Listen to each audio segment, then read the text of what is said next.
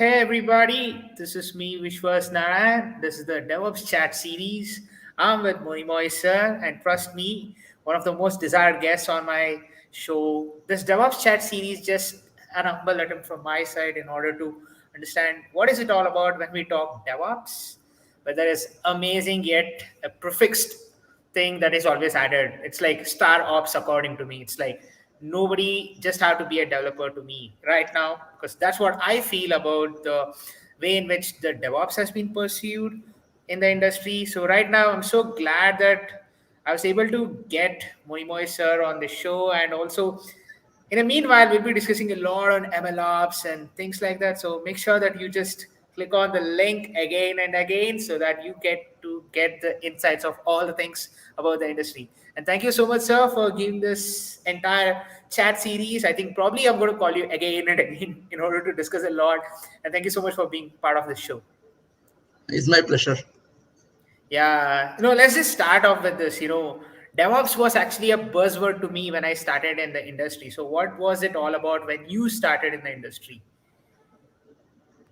The DevOps, I think I am fairly familiar with this term. How to say another 7 years back, 6 7 years back. Okay, when in my previous company they moved into the cloud and DevOps stuff. Okay, so my what I can say is that traditionally, what we used to do is that we used to develop softwares and maybe waterfall life cycles and thing, right? Okay, that is not changing over a period of time, and I think last decade or so we saw this evolving of the cloud technologies disrupting everything. Okay, so cloud is something like it is giving a platform for any company to whatever services they wanted to offer, right? They're actually giving it to customers very easily, customers or end users very easily. Okay, so there is IS, there is a PS, there is a sales and everything. Okay, so anything, right, that wanted to means you have to reach the customers very easily and get money out of it. Ultimately, organizations main purpose is to get the money, right? So if you need to wait for long cycles and things, okay, then means your whatever investment is done, right, it cannot be materialized. Okay, so DevOps actually gives the platform where developers not only or engineers, they not only develop some application, that's also are responsible for full life cycle of it, but operationalize it, any issues come and things. Okay, and this is a and it's a combination of tools and persons and all system together and giving the value-added services and reaching the customers or end users easily. Yeah, like what was your experience when you entered that environment for the first time? Because all my guests that I talk about DevOps, they never really thought DevOps will be in their career at the end of the day because everything is DevOps today. MLOps, AIOps, this, that. There is a lot of things. What was your experience when you entered that room full of people talking DevOps is this, DevOps is that, and what was your experience totally? So, frankly speaking, I was a bit scared initially because the thing is that it requires that you may be paged in your late night and things, your kind of, and so, and any technology and things when it is maturing, right? It's a kind of bit of nightmare for everyone, right? So, and also there is an expectation mismatch, right? So everybody has got his own version of the DevOps and things. Okay, but as the tools mature and things are there, processors are placed. Okay, and people understand what the DevOps means and things. Right, things become much more easier. Okay, so initial days I won't say that it was very good things. Okay, because it was new and a lot of hypes and all these things are there. But gradually, I think people adapt to it, and I think now we need to. I mean, this is the future on what I want to. This is any kind of value service, whether it is a machine learning or any other services that you offer, right? If you don't reach out, if you need to wait for years, let's say months to give the customer is value, right? It is not going to work out, and no organization can survive like this. Okay, so we need something a matured system, a DevOps system, so that we can give the value. Yeah, I always say this, DevOpsify everything. Like DevOpsify the sales, DevOpsify the chaos that you're facing. Like something like you should know, okay, what should be the end process of working with all different technologies that we have today. Something like, companies are now architecting n number of pipelines. Companies are now coming up with a sturdy architectural approaches. Like they have their own way of DevOps. Like if you think Netflix has really changed the way in which we are doing DevOps. If you think of any other company, there is a rapid shift in the way we are doing DevOps. So what's it with the organization? Like how is organization coming and taking the culture and building such a sturdy architecture and the pipelines today? Because it's all about the culture that we inculcate plus the technology that we are manifesting towards. So how are organizations leveraging DevOps in order to build pipelines and also architecting big pipelines and big architecture, which is kind of in serverless, but yet it has everything to be done. So, what is it all about when we talk about big organization? Okay, so I'll get the more into the machine learning side of it, because I am right now working as senior data scientist in my company and things. Okay, because that's what I can tell you. Okay, so I mean, DevOps are, it can be any kind of applications, but I'm specifically wanted to machine learning because this area means where I think whatever DevOps is being moved to MLOps. Okay, so basically, what happened is that few years back, right, we had the data scientists, so they used to write the Jupyter notebooks and they write it to generate the models and stuff, right? Okay, and it was like this, and it was not accessible to all engineers or maybe a whole of organization, right? Whatever machine learning models that they're generated. This is only a selected people, they have the access and things. Okay, but soon companies realize that whatever model generated and things, it's become now more of mature, whether it is NLP or maybe computer vision or any areas. So things are means we are getting at least accuracies and whatever parameters which are kind of with an acceptable range. And so, but the thing is that if we can't give it the values to the customers, they cannot give them money, right? Okay, so that is the main thinking behind, let's say, machine learning and processes, right? They think about how to get their money out of it. So, and DevOps is already kind of was getting mature with the cloud technologies and things. So then they realized that we need to marry them together. Okay, and then the thing is that this pipeline, whatever pipelines are there, right? Whatever. So we need to have data pipeline and stuff. You need to have a lot of processings like let's say cleaning up data, any kind of some records missing and things, and remove those things and clean up this and it cannot be done by manually and things, right? Any process, if it's do a simple notebook, you can do it your things, but you're having a tons of data, maybe petabytes of data is coming and consuming and things, right? You cannot do, nobody can, it cannot scale if we need to having a human intervention at this time, right? Okay. So we need to have a pipeline. Okay, pipeline means data pipeline, and then machine learning models will run, and the predictions, and then will be the first cycle going on. Right, we need to monitor it also. Right, that what the performance is, how performance dictated, what is there is a concept drift or data drift happening and things, and then take actions stuff. Okay, so ultimately the thing is that any organization is that they wanted to make money, right? Okay, and it just not that research is not enough. We need to have, it is a engineering come research, and all the stakeholders, whether it is a data scientist, whether it is a domain experts or ML engineers and data engineers, everybody has to work together to make it a success. And it's a big things which needs to go through it and get the customers the value out of it, right? Okay, and it for the special for machine learning, it's not only data plus model all together needs to work and seamlessly work and get value. Yeah, it's all about that because organizations are now adopting to it. Like MLOps was a buzzword back then, but today it's the actual culture that they want to really get inside. Like organizations are striving to get MLOps inside their entire life cycle.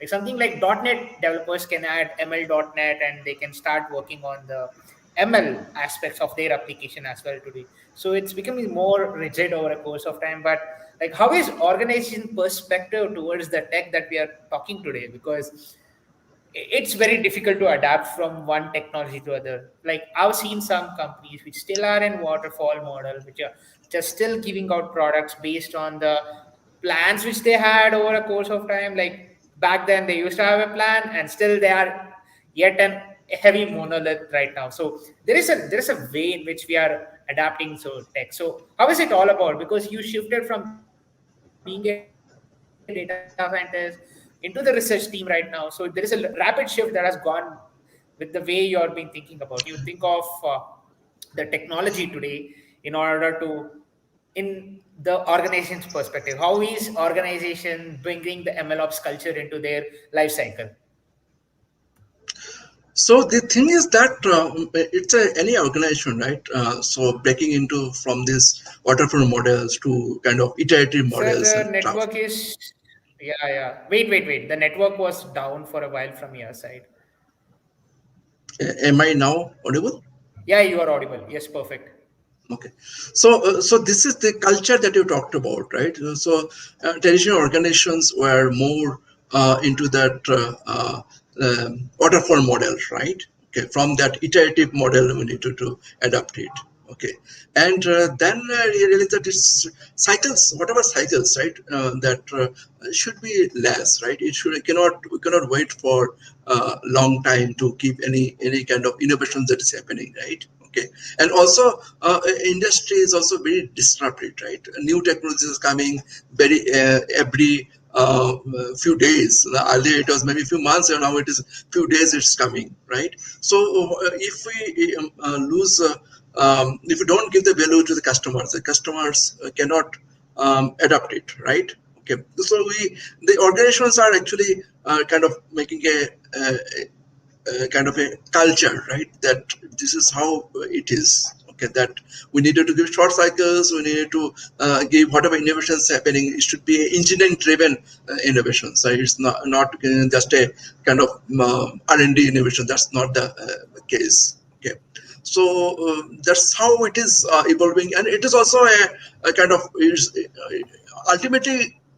though tools will be all the tools are kind of used by the humans, right? All the engineers, everybody needs to adapt to it and kind of get accustomed to it. And cloud is a big vehicle to get this all these value additions, right? Okay, so it is a delivery engine for us, right? So organizations are realizing that, and cloud technology is also mature. We see that AWS or Google Cloud or maybe Azure and things. Right? They're all mature things. Okay, so nobody works on means getting anything that we needed to get it everything from the scratch, right? Whatever is available, lot of services are all available. Just plug in that and add your values and stuff, right? Nobody's building the engines from the scratch. Okay, so that's how things are. Whatever reusable components and things we're adopting, and also another advantage is that with the cloud technologies they're maturing, the scaling and all these things. This is taken care of by the cloud itself. We don't need to worry about it. We just need the cluster, what right kind of clusters we do it and things. Okay, auto scalings and things are happening. Okay, so ultimately the virtualized world also, right? So technologies and things are actually coming in. Let's say my means right now whatever is happening, right, is the year end, right? All the sales is going to go up.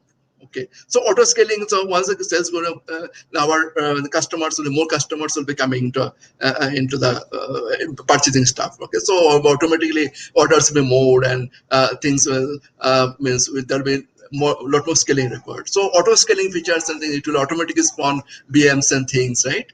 Backend, and you don't need to don't need to think about it. Also, there is a containerized things like Kubernetes and all these things are coming into picture, right? So we have got all these things with last decade or so. Things have matured and things now companies are trying to get most out of it. Okay, uh, Yeah, that's true because it's all about how we are leveraging the tech that we have right now. It's like, okay, we have hundreds of technologies right now. How can we make sure that everybody uses it? Like, how can we make everybody learn that? So, yeah, that's true. But, like, what's the need of the hour today? It's like, we have n number of technology. It's like data mesh is coming up. There was already a service mesh which was already being architected over a course of time. Many people talked about it, but what's the need of the hour? Like, is the innovation the need of the hour, or else what is it all about when we are talking about a scalable MLOps pipeline that we are talking for tomorrow's world? So, what is the need of the hour today? So need of the award is the multiple things, right? One is of course innovations. So without innovations, companies cannot survive. That's a base thing. Okay. Now we need to have delivery engine. That's cloud and things are giving. We need to have right tools and stuff. Okay, so now think about this all the machine learning stuff. Okay, there are a lot of companies are coming up monitoring these models, how they're performing and things. So that's becoming more important now. Okay, how to know that something data drift happening or concept drift happening or maybe something some kind of the distributions is changing and stuff. We need some tools to monitor it. Okay, and if you see this year 2021, we see a lot of innovations are coming up. The data AQ and all the companies, right? They're coming up with different means tools. Okay, so that it becomes easy for the engineers. We cannot speed up, right? Our means think about organization. How many engineers they can hire? They cannot hire means thousands of engineers. No, I'm just not a thousand, not a number. Just think about it. You cannot scale like these people.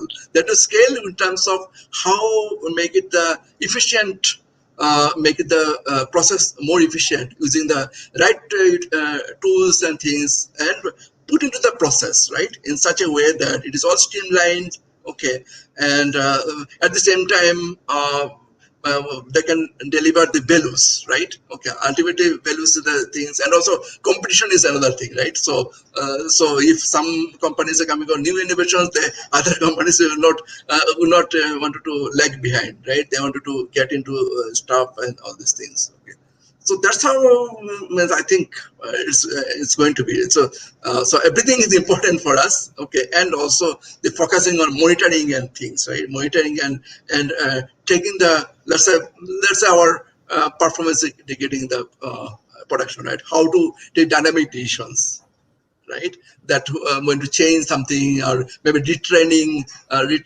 or changing based on the performance and things. All these things are coming into picture, and with invent of a lot of techniques and things which are kind of becoming means organization adapting to that. Got it, got it. Yeah, how is it all about when we make the best choices here? Do organization need more data centric or model centric approach? What is the need of the hour when we think of being data centric and model centric? And what is the game changer here? Like, what is it all about when we talk about all these aspects right now? So this, I think, data centric term is coined by I think Andrew Ng in I think Yeah, last year or so. Okay, so the thing is that as I mentioned very early that okay that initially things were means.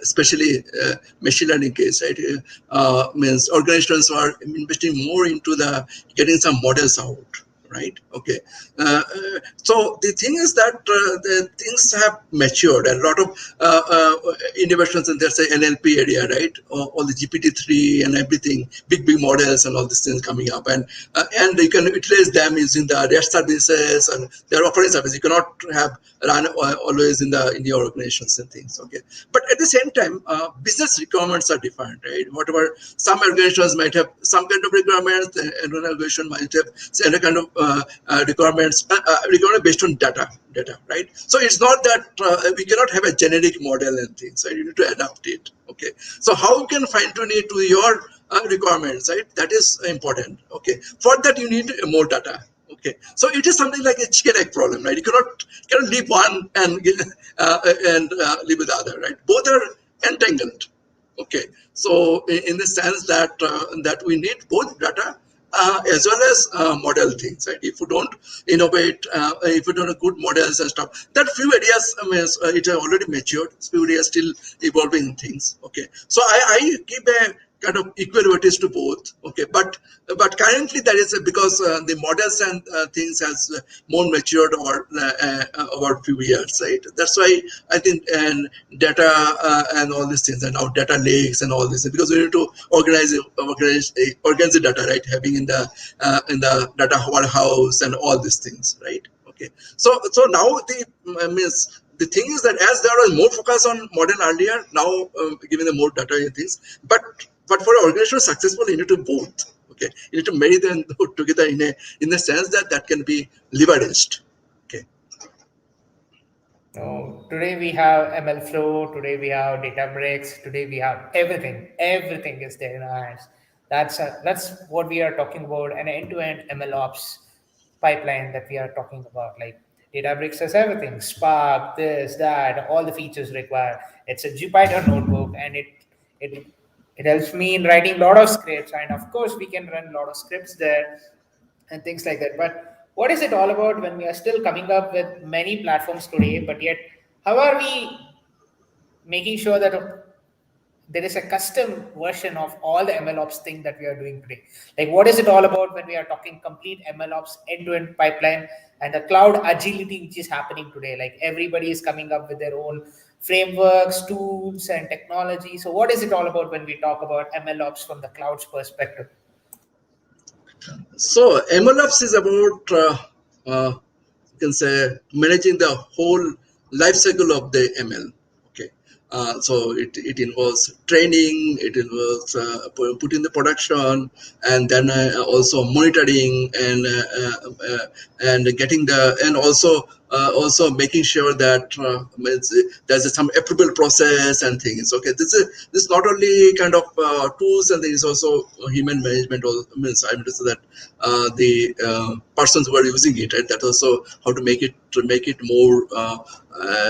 more easier, right? Okay, and also monitoring things and monitoring performance over time. Okay, and it also involves seeing all the dashboards, right? So we can say that, oh, there's a spike happened, why it happened, and things we can root cause it very easily. Okay, and also it also not only that the model registry, then all this storage and things. Okay, and so the thing is that MLOps becomes more difficult is because we don't not only need so earlier these data pipelines and things, if you think about it, was only code, right? Code, and we know that this version is there, we can use it. Okay, now we need to know model, what is data involved in training the model and things, so that we can whatever so that engineers can find the issues very easily and take the corrective actions. Okay, so it is all about kind of both the ecosystem of things, right? Okay, and the whole life cycle management. Okay, and that is important. At the same time, I wanted to say that there are a lot of technologies are there. Okay, a lot of companies are coming out and things, and I think companies are now exposed to things. Okay, and also we'll see that this technology or this company is offering and better than this one for other regions and things. Okay, so it will take some time to get a mature things, right? Just like we now have AWS and means Azure and things, clear owners, right? Okay, same way means what is a clear owners, it will be coming out and maybe in a sometime, right? After maybe a year or so, we'll know that what is the best technology, and companies also learning that how to do it. And one thing is that before that, all the workflows and there, right? I think a small percentage of this, whatever innovations and models are there, that will move into the production, right? It's not very a huge percentage. Okay, so a lot of things, a lot of companies fail because they do not know how to. It may work as a prototype. Okay, but when you move to the actual production and things, where the money is, right? That time you will see that okay, maybe we can some models can be trained with offline data, right? Offline data has got a lot of biases and things. Okay, we can purchase it and all this. We don't know which conditions that were trained and all this, whether data are collected. Okay, but when you put to the actual production and things, live data and all this stuff. Okay, when it performs, okay, that's what the success of the organizations become, right? Okay, so I think and how means engineers and data scientists really adapt to it, right? The technologies, and that's also important. And I think we'll know another maybe year or so, or maybe less than that time, which is a clear winner or something like this. Okay. That's true. That's true. Yeah, I think nobody knows what's the game changer here. Nobody knows what's going to be the change for the tomorrow as well. I don't think so. Anything can really satisfy us because tomorrow we'll have something. Tomorrow we'll have something coming up, so on. So I think thanks for such great insights, sir. It was always a pleasure having you on my show, and it's always a pleasure talking with you. All the things that I really want to talk in MLOps and the things like that. So yeah, perfect. Thank you so much. And Thanks a guys, lot. do reach out to him back if you want to know something more about MLOps because he's one of the best people that I ever met.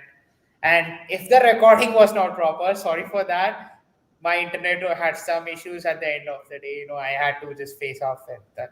If not, I'll make sure that I'll get a recorded session from him, or else we'll of course be calling him back and back and back. So don't worry about that. A lot of insight to be shared by him.